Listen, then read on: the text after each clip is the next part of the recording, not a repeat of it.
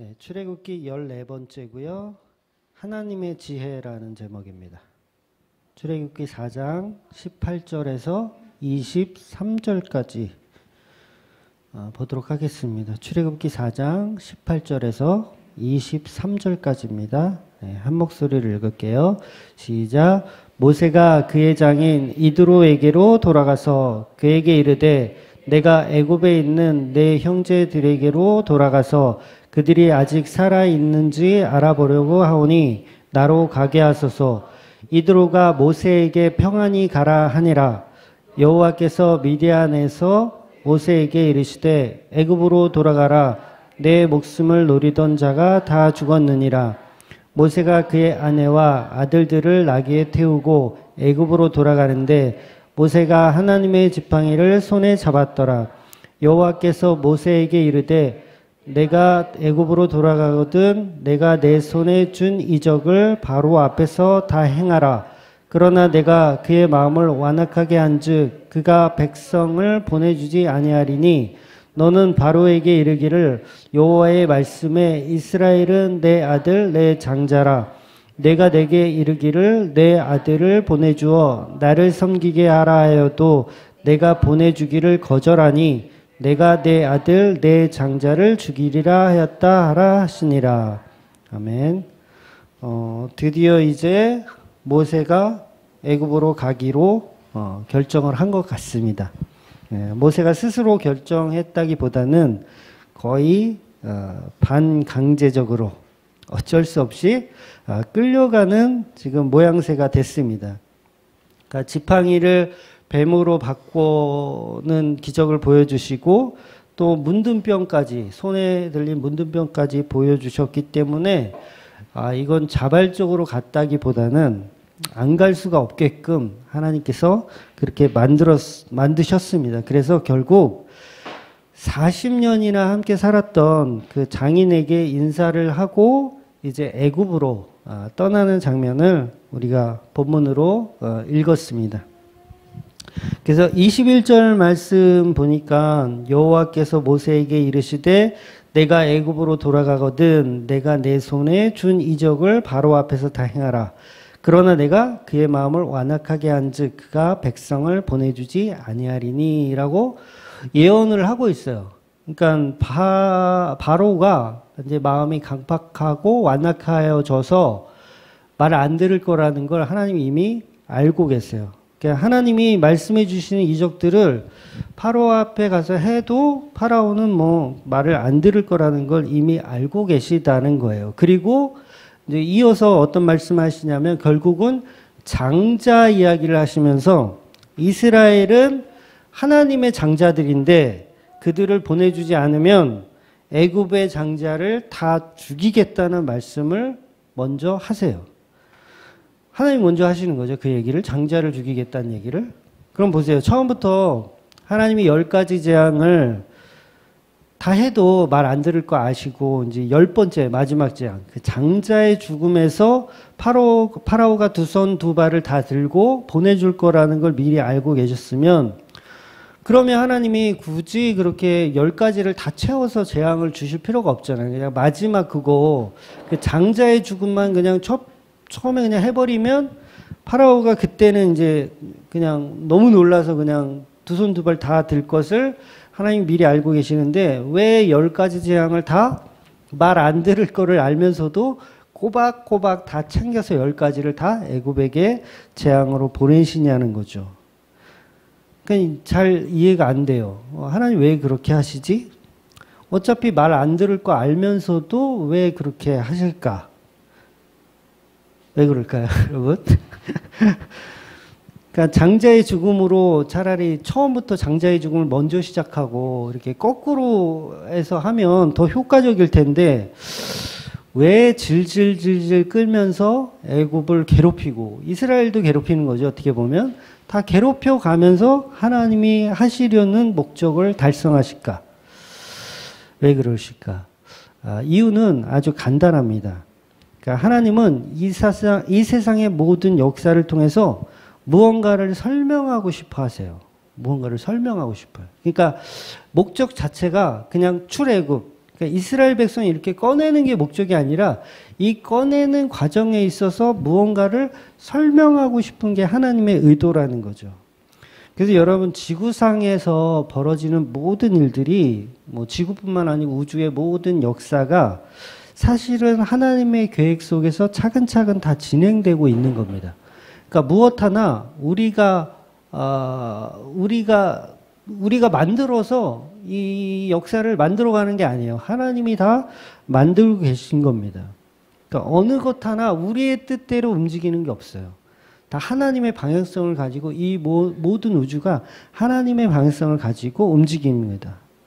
그러니까 하나님이 우리 인간에게 예언을 주셨다는 것은 모든 역사의 주관자가 바로 하나님이라는 걸 말씀하시는 거죠. 그러면 왜 그렇게 복잡하게 10가지 재앙을 다 보내셨느냐? 결국은 인간이 성도가 하나님을 어떻게 알 것인지에 대한 지혜를 심어 놓으신 거예요. 그러니까 얼마든지 하나님은 직접 애굽으로 찾아가셔서, 그러니까 모세를 통할 필요도 없이 하나님이 직접 찾아가셔서 말씀하시면 돼요. 그렇잖아요. 아브라함이 그 아내 팔아먹었을 때, 아비멜렉에게 두 번째로 팔아먹었을 때 하나님이 직접 현몽하세요. 아비멜렉의 꿈에 현몽해서 직접 말씀하신다고요. 마누라 너 저거 하지 말라고 직접 말씀하신다고요. 그러면 지금 출애굽기 때도 이 파라오한테 하나님이 직접 현몽을 하시거나 아니면 직접 찾아가셔서 이스라엘은 나의 장자니까 내가 데려가겠다. 너는 찍소리 하지 말고 있어라. 라고 한마디만 하시면 그럼 다 벌벌 떨고 들을 텐데 왜 10가지 재앙을 모세를 통해서 그렇게 어렵게 역사를 만들어 가시냐는 거죠. 그러니까 그 역사에는 하나님이 뭔가 뜻이 있고 계획이 있고 전달하고 싶은 내용이 있기 때문인 거죠. 그런데 이 10가지 재앙을 하는데 아주 체계적이며 논리적인 방법으로 재앙을 내립니다. 그래서 이 부분은 이제 나중에 이제 그 본문에 들어가면 제가 설명을 조금 더 붙이겠지만 10가지 재앙이 그냥 이렇게 막 보내는 게 아니에요. 거기에는 다 체계가 있고 이유가 있고 뭔가를 설명하고 싶은 내용이 그 안에 다 담겨져 있습니다. 그러니까 재앙 자체가 굉장히 논리적이며 어떤 메시지를 가지고 있다는 거죠. 그러니까 10가지 재앙은 당시 애굽의 사람들이 신으로 섬기던 것들을 하나씩 부수어 나가시는 거예요. 하나씩. 그러니까 그 우상들을 부수어 나가면서 그 재앙을 통해서 정말 살아계신 신이 누구인지를 하나님께서는 계속 표현하시는 거예요. 그래서 10가지 재앙을 말 안 들을 거를 알지만 계속 역사에 남기시는 거예요. 그러니까 여러분 우리도 사실 마찬가지입니다. 여러분이 세상을 살면서 의지하고 살았던 수많은 것들이요. 하나님께서 부수세요. 네. 그게 뭐 10가지든 20가지든 뭐 100가지든 하나님은 여러분 인생을 놓고서 부수어 가십니다. 이게 굉장히 어려운 말인데 정말 부수어 가세요. 그러니까 그걸 하나님의 일하심이고 하나님의 작업이시거든요. 그러니까 말 안 듣는 거 알아요. 하나님도 알아요. 얘는 이렇게 해도 말 안 들어. 하지만 계속 부수어 가시는 거예요. 뭔가를 계속 설명하시는 거죠. 그러니까 애굽의 10대 재앙 자체가 그냥 자연의 힘을 이용한 게 대부분이잖아요. 자연의 힘을 이용하는 거. 또 하나님이 뭐 현몽하고 뭐 이런 개념이 아니라 그냥 자연의 힘을 이용합니다. 이런 재앙으로 메시지를 주시는데 구체적으로 복음을 설명하지는 않아요. 구체적으로 애굽한테 사실 하나님을 소개하고 하나님을 설명하면 되는데 그런 설명보다는 그냥 재앙만 내리십니다. 어떤 구체적인 복음에 대한 설명이 없습니다. 그러니까 이 구체적인 설명은 사실 나중에 십자가가 완성됐을 때 해결이 되는 거예요. 십자가. 그러니까 그 과정 속에는 우리가 무슨 얘기인지 몰라요. 애굽도 10가지 재앙을 당하면서 이게 도대체 왜 이런 일이 벌어지는지 모릅니다. 그러니까 우리 인생에도 그런 여러 가지 10가지 재앙들이 계속해서 닥치오면서 부수어 가는데도 우리는 몰라요. 이게 도대체 뭘 설명하기 위한 건지 모릅니다. 그러니까 우리의 삶이 그렇게 평탄하지 않은 거에 대한 구체적인 설명이 사실 없어요. 몰라요, 잘. 그러니까 성경을 아무리 뒤져봐도 그 내용이 없어요. 잘 못 찾습니다. 나는 왜 이렇게 아프지? 나는 왜 이렇게 가난하지? 성경만 보면 바로바로 답이 나와야 되는데 설명이 없어요. 왜 나는 망할까? 뭐만 하면 망하고 다른 사람들 잘 사는데 왜 나만 꼭 사기꾼한테 걸려서 꼭 다 뜯기지? 근데 그 인생이요, 하나님이 설계이기 때문에 다 이유가 있습니다. 그러니까 성도는 반드시 하나님이 설계하고 있는 거예요. 그러니까 우리가 싫던 좋던 이미 그 10가지 재앙을 우리는 살고 있는 거예요. 저와 여러분이 10가지 재앙 속에서 살고 있는 겁니다. 근데 우리는 반드시 그것이 하나님의 역사의 주관이라는 것을 알아보아야 되는 거예요. 그러니까 그가 성도죠. 그가 진짜 성도죠. 그러니까 어떤 환란이 오고 재앙이 와도 결코 낮아빠지지 않는 게 성도라니까요. 아, 이거 하나님 계획이 있구나. 하나님 역사가 있구나. 무언가를 설명하심이구나. 라는 거를 깨닫는 게 성도죠. 근데 우리는 그 성도의 개념 자체가 없으니까 모르는 거예요. 저한테 왜 그러세요? 저한테 왜 그러세요? 전부 근데 복음을 설명하고 계신 거예요. 복음을 설명하고. 그래서 성도는 그 삶 자체가 복음을 설명하는 삶입니다. 복음을 설명하는 삶. 그러니까 사도 바울이 회심하기 전에 성도들을 막 핍박을 하잖아요. 그 핍박 왜 하는 거예요? 하나님 복음을 설명하기 위해서 그 자리에 있게 하신 거예요. 네. 그러니까 스데반을 바울이 사실 죽인 자라고 해도 마찬가지잖아요. 그래도 그게 틀린 말이 아니잖아요. 그러면 바울이 스데반을 죽인 자예요. 근데 그게 하나님의 역사라는 거예요. 이 반전이죠? 그러니까 성도의 삶은 하나님이 이 스케줄을 정하고 하나님의 틀대로 움직이기 때문에 우리는 그 하나님의 뜻을 모르면 힘들어지는 거예요. 힘들어지는 거예요. 근데 결국 바울의 삶은 복음을 설명하기 위한 삶을 살아낸 거예요. 네. 그러니까 성도의 삶이 무엇 하나 이유 없이 일어나는 일이 없습니다. 그러니까 우연히 일어나는 일은 없어요. 성도의 삶에는 전부 하나님의 개입하시고 하나님의 인도하심이에요. 그러니까 성도인데 막 예수를 핍박하고 그런 삶을 살고 있어요. 그것도 하나님의 계획 안에, 플랜 안에 있는 거죠. 그걸 우리가 모르고 있을 뿐이지. 그래서 성도의 삶은 하나님께서 부하게도 하시고 망하게도 하시고 성공하게도 하시고 실패하게도 하시고 성도에게 하나님은 계속해서 그 인생을 개입하여서 하나님의 사람으로 하나님의 백성으로 만들어 가시는 거예요. 그것이 바로 오늘 제목이기도 한 하나님의 지혜라는 겁니다. 그래서 이 지혜는 다른 말로 창조주 하나님이란 뜻이에요. 그러니까 창조는 그야말로 하나님의 지혜의 결과물입니다. 세상의 우주 만물의 창조는 하나님의 지혜로 창조가 된 거예요. 하나님의 지혜로. 그러니까 성도는 하나님의 창조물이기 때문에 그 인생의 역사의 주관자는 바로 하나님인 거죠. 그래서 제가 그 야곱을 사실 좀 욕을 많이 했잖아요. 야곱이 아버지도 속이고 형도 속이고 막 이렇게 개수작을 많이 부린 놈이다. 비겁하고 뭐 그런 사람이다. 그런데 그 야곱의 인생을 주관하신 분이 하나님이라는 거예요. 하나님. 그러니까 야곱은 결국 하나님의 지혜대로 움직여진 사람인 거죠. 하나님의 지혜대로 움직여진 사람. 그게 성도라는 거예요. 성도. 근데 야곱의 삶을 보면 정말 싫잖아요. 근데 성도의 삶이에요, 그게. 그러니까 성도는 모든 삶을 통해서 또 모든 창조물들은 성도를 통해서 하나님을 느끼게 하는 하나님의 지혜. 그럼 우주 만물의 창조의 이유는 바로 성도에게 하나님의 지혜를 설명하는 커다란 세트장 같은 거예요. 커다란 세트장. 그러니까 우리 성도가 하나님의 세트장에서 하나님이 원하는 방식으로 하나님 뜻대로 살아가는 자들인 거죠. 그러니까 다시 말해서 천지창조는 하나님의 말씀으로 만드셨습니다. 그런데 그 창조가 모든 역사가 바로 하나님의 지혜라는 거예요. 그러니까 여러분이 성도라면 여러분은 하나님 지혜의 결과물들인 거예요. 결과물.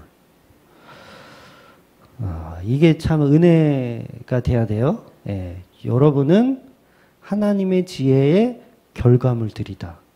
그러니까 여기에서 여러분들이 이 세상 살면서 힘들고 괴롭다고 해서 이게 쓰러질 이유가 없는 거예요. 창조의 결과물이니까. 지금 네가 힘들어, 괴로워? 그게 하나님의 계획 안에 있던 거야. 무엇을 설명하기 위해서? 예수를 설명하기 위해서. 왜 예수님께서 고난받죠? 십자가에 왜 죽으시죠? 이게 하나님의 계획이고 하나님의 지혜인 거예요. 이 역설을 성도만 이해할 수 있어요. 예수께서 십자가에 죽으신 것은 하나님의 지혜예요. 지혜. 성도가 이 세상에서 돌에 맞아 죽는 것 하나님의 지혜예요. 그게. 그러니까 IQ 2자리, 3자리들은 절대 이해할 수 없죠. 그 지혜, 하나님의 지혜가 설명하는 것이기 때문에 우리는 이해를 못합니다. 그래서 성령이 개입해서 그 성령이 그 진리를, 복음을 알게 하시는 거예요. 이 세상은요, 결코 대충 만든 것이 아닙니다. 하나님이 이 세상 만들 때 대충 만든 게 아니고 여러분의 인생도 대충 이렇게 설계하신 게 아니에요. 하나님의 지혜로 만들었어요. 그냥 어떤 박사, 유명한 박사, 뭐 호킨 무슨 애벌레가 무식이 박사가 만든 로봇도 얼마나 정교해요. 컴퓨터도 뭐 마이크로소프트에서 만든 그 컴퓨터도 얼마나 정교합니까?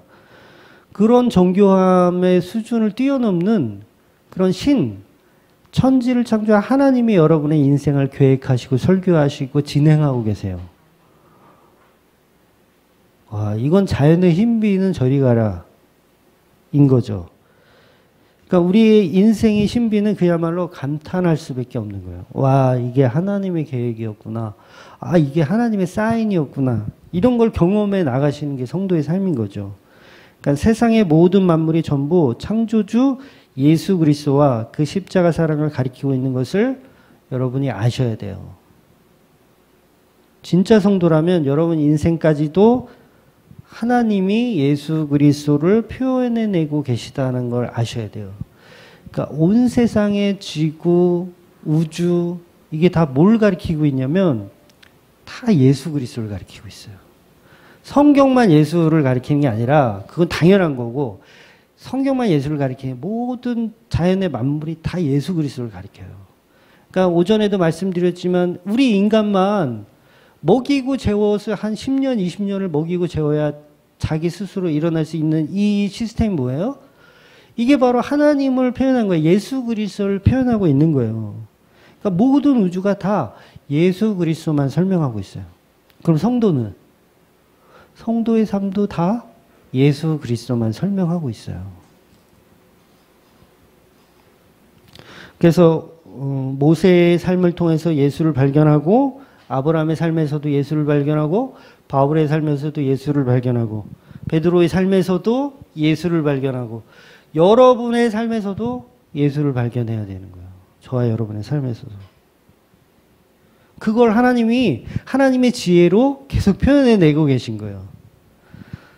이거는 정말 엄청난 은혜 설교인데 잘 이해되시길 바랍니다. 해와 달과 별 모든 만물이 전부 예수 그리스도를 가리키고 있습니다. 곤충이 이제 그 이번에 양양 갔을 때 곤충 박물관도 갔었는데 곤충들이 참 그렇잖아요. 막 매미 같은 거는 거의 뭐 7년인가를 뭐 땅속에 살다가 그 여름 한철 그 며칠 살지도 못한대요. 그 잠깐 막 이렇게 막 매미가 울잖아요. 그리고 뭐 애벌레가 번데기가 됐다가 나비가 되기도 하고 이게 여러분 전부 자연의 모든 만물이 뭘 말하는지 아세요? 예수 그리스도의 십자가를 말하고 있는 거예요. 이게 다. 그러니까 이 우주 만물 천지 창조는 하나님의 지혜인데 그 지혜는 예수 그리스도를 설명하는 거야. 그러니까 이게 소름 돋는 거예요. 과학, 우주, 물리, 화학 모든 게 다 예수 그리스도를 설명하고 있어요. 이 놀라운 걸 아셔야 되는데. 그러니까 예수 그리스도의 십자가와 부활만 설명하는 거예요. 모든 동식물 마찬가지고 모든 게 다. 어미닭이 달걀을 품어요.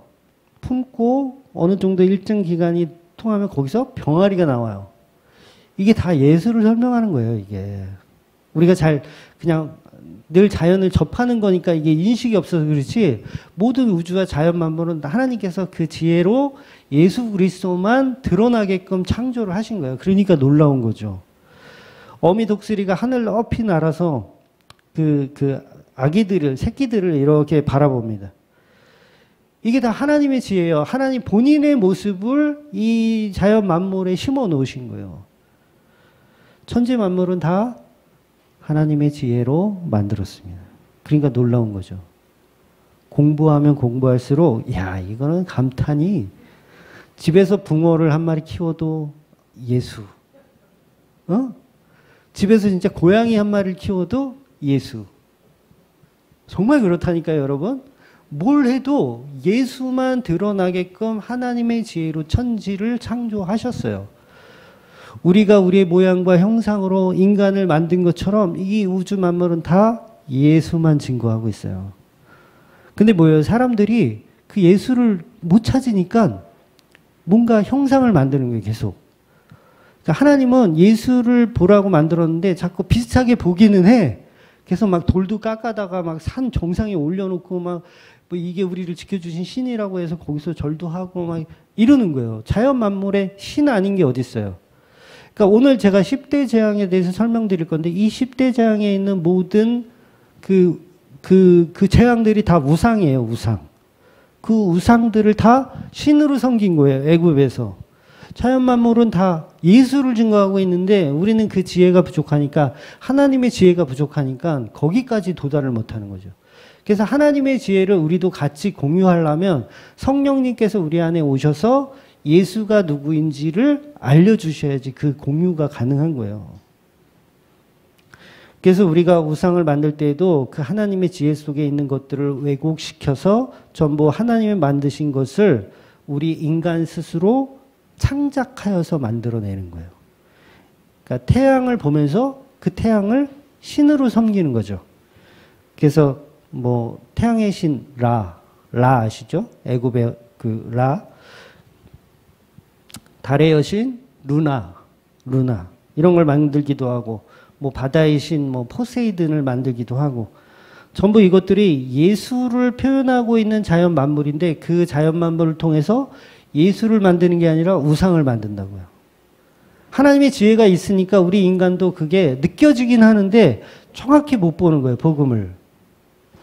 그러니까 예수를 흉내내는 것들만 만드는 거죠. 그래서 인간은 누구나 종교를 가지고 있어요. 무신론? 그것도 종교입니다, 사실.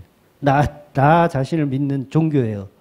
모든 인간은 다 종교 안에 다 갇혀 삽니다. 왜? 그게 하나님의 지혜대로 만들었기 때문에 그래요. 그래서 우리 인간은 일월 성신을 섬기고 애굽의 10대 재앙 속의 우상들을 섬긴다는 것은 자연 만물 속에 하나님의 지혜가 있다는 뜻입니다. 네. 그런데 그 뜻을 하나님과 일치시키지 못하면 우리는 자연을 보면서 하나님의 지혜를 발견하는 것이 아니고 그 자체를 그냥 우상으로 만들어 버리는 겁니다. 그러니까 예수를 가리키는 모든 손가락들인데, 자연은 예수를 가리키는 손가락들인데 그 자연을 그냥 신격화 시켜버리는 거죠. 연결을 못하니까 그래 됐다, 여기까지가 너 그냥 신이야, 이렇게 해버리는 거죠. 그러니까 예수를 가리키는 모세도 아브라함도 베드로 바울도 전부 우리는 신으로 만들길 좋아합니다. 그래서 그것을 우상으로 섬기는 거예요. 그러니까 목사님 거의 우상입니다, 여러분. 큰 교회들은 대부분 그러잖아요. 목사님 거의 우상이에요. 예수님과 버금가는 그렇잖아요. 예수님과 버금가는 목사님을 최고로 존경해라. 뭐 이런 거 록펠러 어머니가 가르쳤던 내용이잖아. 목사님 존경해라. 이런 거. 그러니까 결국 그게 다 우상 숭배라는 거죠. 그래서 우리가 목사님한테 가서 뭐 기도를 받아야 된다. 막 이런 거 다 우상이에요, 여러분. 우리 목사님한테 안수 받아서 병 낫자 이런 거 다 우상입니다. 뭐 계약 같은 거 할 때도 목사님 대동해서 가는 사람도 있더라고요. 목사님 제가 큰 계약이 있는데 목사님 같이 좀 동행 좀 해달라고. 그 예수 안 믿는 거죠. 그게 예수 안 믿는 거예요. 그래서 선악과를 먹고 타락한 인간은 하나님의 은혜가 끊어졌기 때문에 1월 성신을 해와 달과 별을 보면서 그걸 우상으로 섬길 수밖에 없는 거예요. 하나님의 지혜가 없어졌으니까. 그래서 아무리 교회를 오래 다녔어도 하나님의 은혜가 아니면 교회를 우상으로 섬길 수밖에 없는 거예요. 그래서 그 허물뿐인 우상에 더 큰 힘을 넣기 위해서 가능한 더 크고 웅장한 교회를 지으려고 서로 노력을 하는 겁니다. 하나님은 결코 인간이 만들어 놓은 그런 건축물 속에 계신 분이 아님에도 불구하고 우리는 그런 하나님을 만들기를 원해요. 우리가 만들어 놓은 정성을 다한 성전 안에 하나님 그곳에 계십시오라고 이야기하고 싶은 거죠. 그래서 내가 찾아올 때만 나만 만나주고 다른 사람 만나주지 말고 나만 만나달라고 하는 거죠. 그러나 예수님은 하나님의 지혜 속인 우주 만물에 다 계신 그런 하나님입니다. 그러니까 모세가 애굽으로 가서 복음을 말하기 시작하니까 어떤 일이 벌어집니까? 파라오가 이스라엘을 더 박해를 해요. 그러니까 애굽으로 가서 복음을 전하면 뭔가 더 좋아지고 뭔가 더 개선돼야 되는 게 우리 상식적인 생각인데 복음이 들어가니까 오히려 박해를 더 합니다. 막 벽돌도 더 많이 만들려고 그러고 집도 안 주고 막 더 힘들게 만드는 게 세상이에요.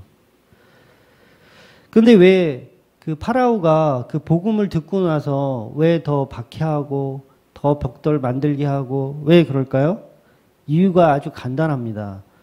5장 2절에 보면 나는 여호와를 알지 못하니라고 말해요. 파라오가. 야, 그게 누군데? 여호와? 너희들의 신 여호와?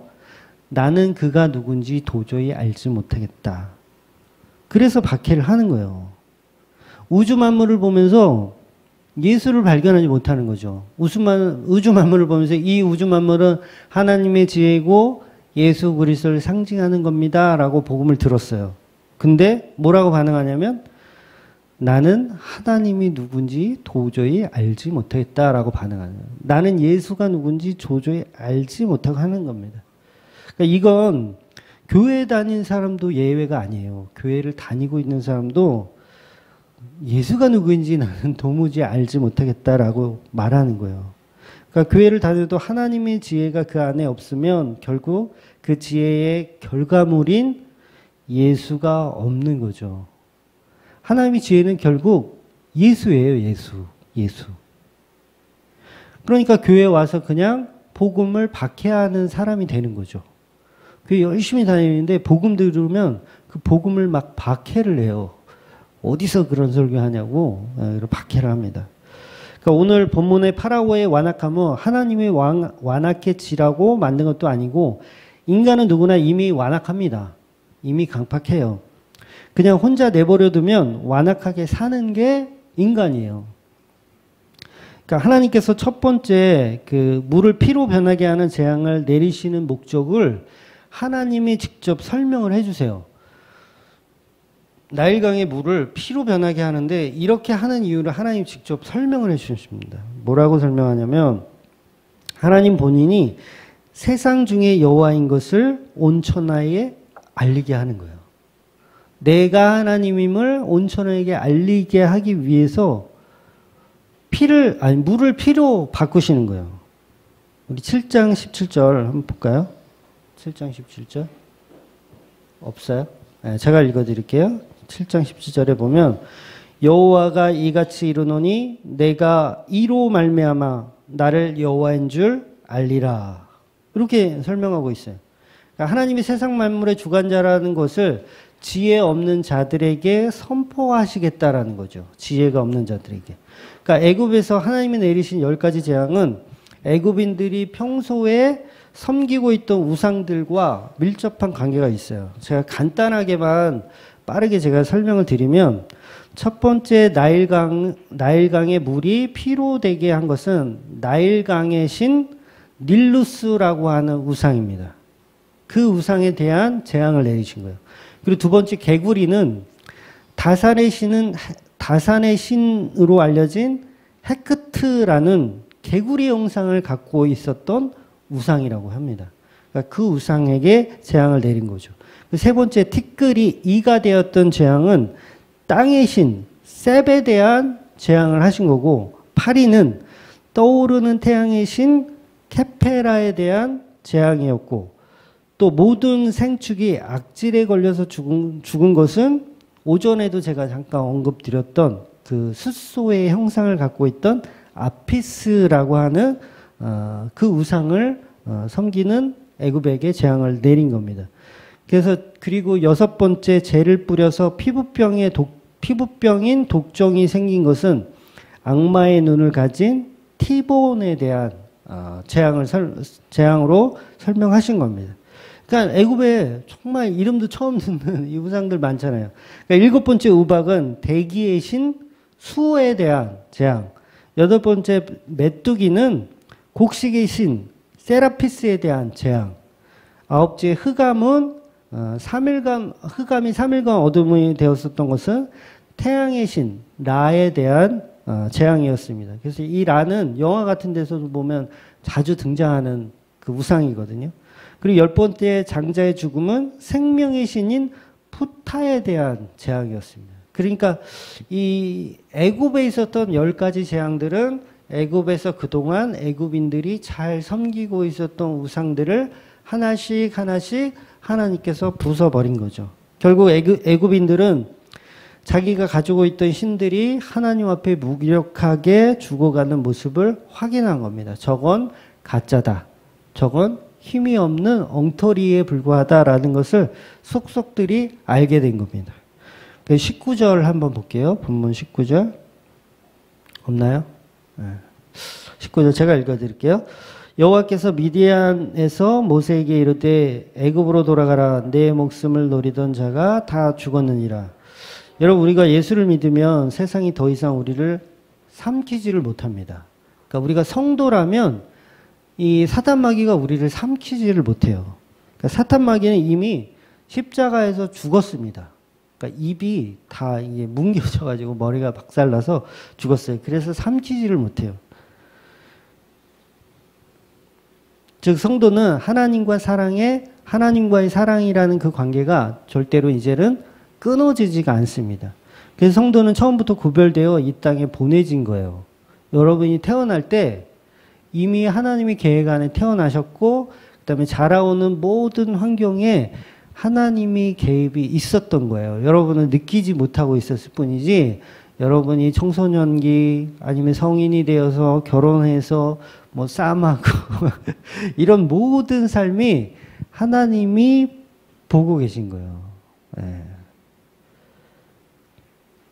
그래서 성도는 처음부터 구별되어져 이 땅에 보내진 겁니다. 그래서 하나님이 이스라엘을 내 장자라고 말씀하시는 거예요. 그러니까 모세에게 목숨을 노리던 자가 죽었다는 것은 이미 하나님이 하셨다는 거예요. 20절 볼게요. 오늘 이렇게 없는 게 많냐? 이상하다. 20절 볼게요. 네. 모세가 그의 아내와 아들들을 나귀에 태우고 애굽으로 돌아가는데 모세가 하나님의 지팡이의 손을 잡았더라. 그러니까 모세가 그의 아내 십보라와 아들들을 나귀에 태우고 애굽으로 가는 겁니다. 그리고 모세는 더 이상 자기의 힘과 능력을 의지하는 지팡이가 아닌 하나님의 지팡이를 의지해서 살아가는 자가 되는 겁니다. 그러니까 하나님이 그 떨기나무에서 모세를 만났잖아요. 그때부터 하나님이 개입이 된 게 아니에요. 그때 만나주신 거는 그거는 가시적인 거고, 그 이전부터 사실은 모세의 삶에는 하나님이 계속 개입되어 있었던 거예요. 그리고 80이 됐을 때 드디어 하나님께서 사인을 보내주신 거예요. 그런 개념으로 이해하시는 거예요. 그래서 그 사인을 받은 모세는 더 이상 내 지팡이가 아닌 내 힘으로 살아가는 것이 아니라 이제 하나님에 의해서, 하나님의 힘에 의해서 살아가는 자가 되어야 되는 거죠. 그러니까 여러분이 예수를 만난 시점은, 하나님 예수 그리스도가 각인된 시점은 다 달라요. 다 다르지만 그때부터라도 여러분이 예수 그리스도를 의지하는 삶을 사셔야 되는 거죠.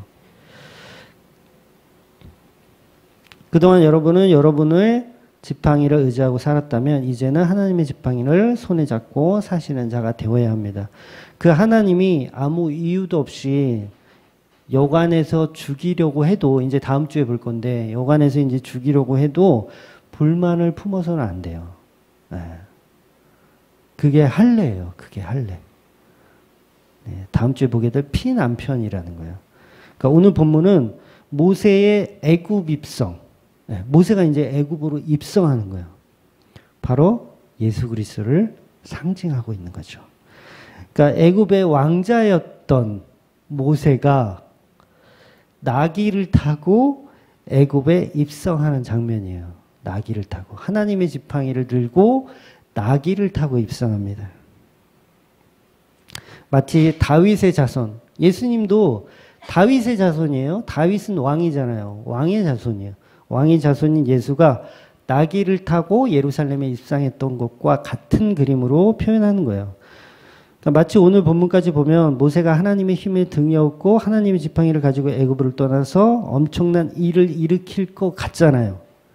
그러니까 이스라엘을 이제 애굽으로부터 독립시키고 뭔가 구원하고 승리하고 뭔가를 만족할 만한 일을 해낼 영웅으로 우리가 봐야 되는 거예요. 봐야 되는데, 이 모세의 모습이 굉장히 지금 초라합니다. 이거 못 느끼셨어요? 굉장히 초라해요. 모세가 파라오 앞에 가서 예수님만큼은 아니지만 개망신당해요. 개망신당합니다. 하나님 어쩌고 내 백성 어쩌고 막 얘기하니까 파라오가 뭐라고 하냐면, 여호와가 누군데 내가 왜 알지도 못하는 신의 말을 들어야 돼? 설상 그 여호와라는 신이 있다고 하더라도 내가 왜 그 하나님 말을 따라야 돼? 라고 이렇게 모세에게 계망신을 줘요. 이게 바로 예수님 얘기하고 똑같은 거거든요. 예수님도 네가 유대인의 왕이냐? 이렇게 물어보잖아요, 사람들이. 오히려 이제 파라오는 더 박해를 합니다. 벽돌을 더 많이 만들게 하고, 가만히 있어서 중간이나 갔을 텐데 오히려 벌집을 쑤셔놓은 게 돼버렸어요. 모세의 행동은. 예수가 이 땅에 오셔서 복음을 전하는데 사람들은 자꾸 모세 대하듯 하는 거예요. 이 낙이 타고 온 모세 대하듯. 지금 모세는 결국 예수의 모습으로 등장하고 있는 겁니다. 지혜를 알지 못하는 세상은 그 모세를 알아보지 못하고 버려버리는 거예요. 희한하게도 하나님은 이렇게 작은 자로 죄인으로 무력한 모습으로 예수를 이 땅에 보내신 거예요. 그러니까 모세도 뭔가 좀 대단한 모습으로 보내시는 게 아니라 아주 초라한 모습으로 애굽으로 보내는 거예요. 그래서 모세도 그렇고 저와 여러분의 삶에서도 그렇게 실패처럼 보이는 거예요. 저 예수 믿는다는데 좀 실패자 같은데? 패배자 같은데? 이렇게 보이는 거예요. 예수를 볼 때도 누구나 다 저건 실패자야, 패배자야 라고 얘기하는 거예요. 교회에서 예수를 잘 믿으면 성공하고 부호해야 되고 막 이런 게 맞는 것 같은데 우리끼리만 서로 칭찬하고 위로하고 격려해 주지 남이 볼 때는 저것들 저거 교회에 모여가지고 저 정신병자들처럼 이렇게 보잖아요. 이게 하나님의 지혜라는 거예요, 여러분. 하나님의 지혜. 그러니까 미련한 자들을 택해서 지혜 있게 만드는 거예요. 미련한 자를 택해서. 그래서 약한 자를 들어서 강한 자들을 부끄럽게 하는 게 하나님의 스타일인 거예요. 그게 하나님의 지혜인 거예요. 우리 고린도전서 1장 27절, 29절 한번 볼게요. 네, 같이 읽겠습니다. 시작. 그러나 하나님께서 세상에 미련한 것들을 택하사 지혜 있는 자들에게 부끄럽게 하려 하시고 세상에 약한 것들을 택하사 강한 것들을 부끄럽게 하려 하시며 하나님께서 세상에 천한 것들과 멸시받는 것들과 없는 것들을 택하사 있는 것들을 폐하려 하시나니 이는 아무 육체도 하나님 앞에 자랑하지 못하게 하려 하심이라. 아멘. 제가 여러분에게 위로나 드리려고 이렇게 설교하는 게 아니에요. 여러분 삶이 다 어렵잖아요. 저도 힘들었고 괴로웠던 시절이 있었고 여러분 다 마찬가지예요. 근데 제가 그거를 좀 이렇게 위로해주고 뭔가 좀 그러려고 내가 힐링해 주려고 이런 설교를 하는 게 아니라 예수님께서 이게 하나님의 지혜라고 이미 사도들을 통해서 다 말씀하고 계신 거예요. 그러니까 제가 헛소리를 하고 있는 게 아니라 그 방식이 맞아요. 약한 자를 들어서 강한 자를 부끄럽게 하는 게 하나님 스타일이에요. 모세가 애굽으로 가는데 초라한 모습으로 가요. 왕자도 아니야. 이거 옛날 왕자 완전 너덜너덜해진 옷 입고 정말 거지 꼴을 하고 지금 애굽에 가는 거예요. 그게 하나님의 스타일이라는 거죠. 휴가 갔다 오면서요. 휴가 얘기 엄청 자랑하네 오늘. 너무 좋아서 또 가고 싶어서. 예, 역시 노는 건 재밌어. 휴가 갔다 오면서 그 고속도로에 제일 많이 붙어있는 문구가 이거더라고요. 피곤하면 제발 쉬었다 가세요. 이게 정말 많이 붙어있더라고요. 자기 실력 믿지 말란 얘기잖아요. 자기 실력 믿지 말고 너의 운전 실력 믿지 말고 피곤하면 제발 좀 응? 너 혼자 죽는 건 괜찮은데 왜 남까지 피해줘. 제발 좀 쉬었다 가라는 문구가 있어요. 그러니까 예수를 믿으면서 우리는 전부 우리의 능력과 우리의 비전과 우리 실력으로 살아가려고 합니다. 제발 좀 쉬었다 가세요. 쉬었다 가세요. 쉬었다. 오직 예수 그리스도와 함께하는 삶을 찾아가셔야 된다는 거예요. 그러니까 우리의 비전 세우지 말고 우리의 계획 세우지 말고 예수의 비전, 예수의 능력, 예수의 지혜로 살아가야 한다는 거죠. 비록 세상에서 박해하고 구박받고 사람 대접을 못 받더라도 그게 하나님의 스타일이니까 하나님의 스타일에 맞춰서 우리가 창조의 원리대로 살아가자는 거예요. 그게 예수 믿는 성도의 스타일인 거예요. 하나님의 지혜입니다, 그게. 하나님의 지혜가 개입되면 아내와 어린 아들 둘을 데리고 애굽을 정복하러 가는 거예요. 이 얼마나 무식합니까? 지금 애굽이라는 그 강대국을 지금 독립하러 가는데 집 마누라하고 어린 애 둘 데리고 낙이 타고 가는 거예요. 이 상식적이세요? 누가 봐도 저건 미친놈이지. 아내는 또 이방인이야. 어쩌자는 거야. 여러분 제가 만약에 모세였다면 저는 좀 똑똑하니까 알겠습니다. 내가 가긴 가는데 조건이 하나 있어요. 내가 갈 테니까 저에게 군단 병력, 아니 군단까지도 아니고 사단 병력 정도 완전 군장한 군인으로 이 병거하고 육탄 가능한 한 3만 명만 주십시오. 그럼 제가 전쟁을 좀 많이 해봐서 아는데 제가 승산이 있습니다. 저에게 12척의 배를 주십시오. 3만 명이면 충분합니다. 최소한 그 정도는 돼야 뭔가 좀 해볼만 하잖아요. 이 모세도 짱구도 아니고 나라의 군사훈련을 다 받은 사람인데 얼마나 이 짱구가 아닌데 아니 지 마누라 태우고 애들 둘 태우고 낙이 타고 지금 뭘 어떻게 하겠다는 거예요? 아니 뭐 조그만 마을을 이게 뭐 출애굽하는 것도 아니고 그 거대한 나라를 출애굽하면서 하나님 이거 안 주시면 저는 못 갑니다. 저는 그랬을 것 같아요. 3만 명만 딱 병사 3명만 좀 똘똘한 애들로 주십시오. 주실 때까지 저는 지금 금식 들어갑니다. 이제 100일 기도 들어갑니다. 하나님. 이랬을 거 아니냐고요.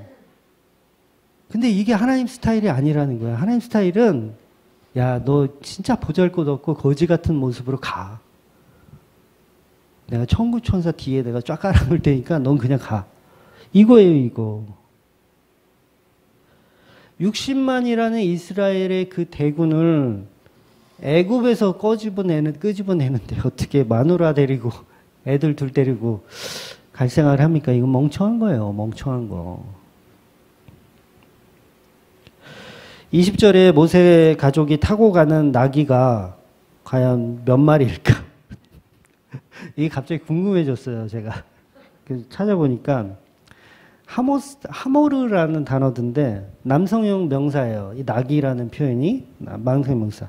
복수도 아니고 단수입니다. 그러니까 순나귀 한 마리 가지고 간 거예요. 거기에 마누라 태우고 애들 태우고. 본인까지는 못 탔을 것 같아요, 제가. 본인은 걸어갔겠지. 줄 잡고 걸어갔겠지.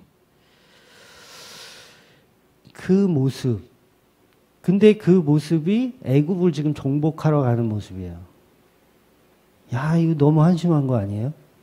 너무 한심한 거예요. 그 모습을 어떻게 이스라엘을 독립시킵니까? 아니, 돈이라도 좀 수천억 갖고 가서 모세 주머니에 하나님 그럼 돈이라도 좀 주세요. 수천억을 딱 갖고 가서 딜이라도 한번 해보게. 파라오한테 내가 돈 줄 테니까 우리 애들 좀 이렇게 독립시켜줘라. 이것도 아니야. 보니까. 돈도 없어가지고 나귀도 한 마리밖에 못 산 것 같아. 응? 얼마나 바보 같고 초라한 행동으로 세상을 살아가냐고요. 근데 이렇게 사는 게 하나님의 지혜라는 거예요, 이게. 근데 우리는 이걸 발견하지 못해요. 싫은 거죠. 아, 싫어. 나 너무 싫어. 최소한 3만 명은 있어야 돼. 응?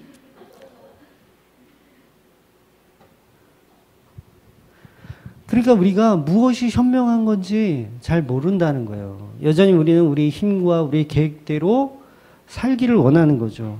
그래서 하나님이 계속 치시는 거예요. 낮아지라고 대가리를 동동 치시는 거예요. 낮아지고 작아지고 초라해져라. 밑바닥까지 내려가라. 그래야 내가 역사한다라고 가르쳐 주시는 거예요. 여러분 이게 바로 예수의 모습인 거예요. 예수의 모습. 그래야 승리합니다. 십자가에 달려야 승리하는 거예요. 이게 하나님의 지혜예요. 십자가에 달리지 않으면 승리가 없어요. 이길 수 없습니다. 그래서 우리 성도는 세상의 힘의 원리로 살아가는 것이 아니라 무능력한 그 나귀를 타고 다니는 사람들이에요. 이게 하나님의 지혜라는 거죠. 그러니까 우리는 눈에 보이는 것들, 그 천구천사를 부를 수 있는 그 예수만 믿고 가는 거예요. 이 역설적인 하나님의 지혜를 아는 자만이 성도입니다. 그래서 날마다 이 말씀을 묵상하면서 나의 지금 이런 환경 같은 게 아무 이유가 되지 않아야 돼요. 야, 모세도 나귀 한 마리 타고 정복했다. 그러면 모세가 한 게 아니잖아. 하나님이 하신 거잖아. 그래, 내 인생도 내가 하는 게 아니야. 하나님이 개입하시면 내가 비록 나귀를 타고 가는 인생이지만 하나님이 역사하시면 하나님의 지혜대로 예수 그리스도가 드러날 수 있어 라고 가는 거예요. 그게 성도의 삶인 거죠. 그래서 성도의 삶은 이 세상 무엇과도 바꿀 수 없는 부러움이 있는 겁니다. 그게 바로 창조주 예수를 믿는 신부된 교회인 거예요. 그러니까 저와 여러분이 그 삶을 살아내시기 바랍니다. 그 삶을 살아내서 예수가 드러나는 삶을 사시기를 주의 이름으로 축원드립니다. 아멘. 기도하겠습니다.